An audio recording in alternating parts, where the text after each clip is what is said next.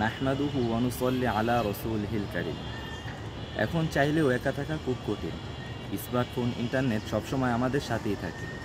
না চাইলেও ছোট পকেটে আমরা পুরো দুনিয়া নিয়ে ঘুরি। মানুষের সাথে মেলামেশা, কথা বলা খারাপ কিছু না, কিন্তু অত্যাধিক গালগল্পে ব্যস্ত থাকলে একসময় আল্লাহকে দেওয়ার মতো সময় খুঁজে পাওয়া খুবই কষ্ট হয়। তার সাথে আমাদের দূরত্ব সৃষ্টি হয়ে যায়। জীবনের প্রধান উদ্দেশ্যই চলে যায় ফোকাসের বাহিরে। দুনিয়াটা একপাশে রেখে পরকালের চিন্তা নিজের ভেতর জাগ্রত করতে নবী করিম সাল্লাল্লাহু আলাইহি ওয়াসাল্লাম একটি গুরুত্বপূর্ণ সুন্নাহ আমাদের শিখিয়ে দিয়ে গেছেন। তা হলো কবরস্থানে যাওয়া। ইসলামের প্রথম যুগে এটা হারাম ছিল, কেননা সাহাবায়ে কেরামরা কেবলই মূর্তি পূজা ছেড়ে ইসলাম ধর্মে প্রবেশ করেছে। সেই সময় তারা কবরস্থানে গেলে তাদের দ্বারা শরীয়ত বিরোধী কোনো কাজ হয়ে যাওয়ার আশঙ্কা ছিল। কিন্তু একবার যখন ঈমান তাদের অন্তরে গেঁথে গিয়েছিল, তখন রাসূল করিম সাল্লাল্লাহু আলাইহি ওয়াসাল্লাম তাদের কবরস্থানে যাওয়ার অনুমতি দেন।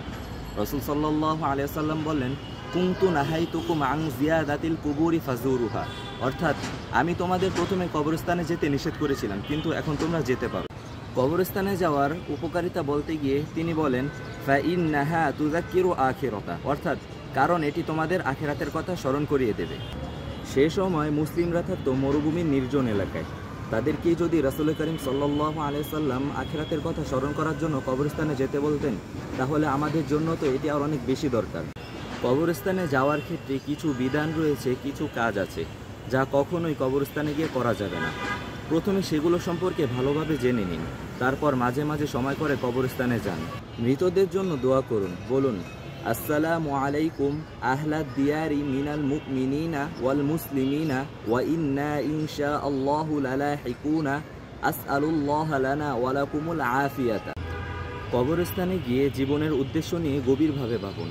কেন আপনি এই পৃথিবীতে এসেছেন, কি করছেন এখানে, আর কোথায় বাজাচ্ছেন?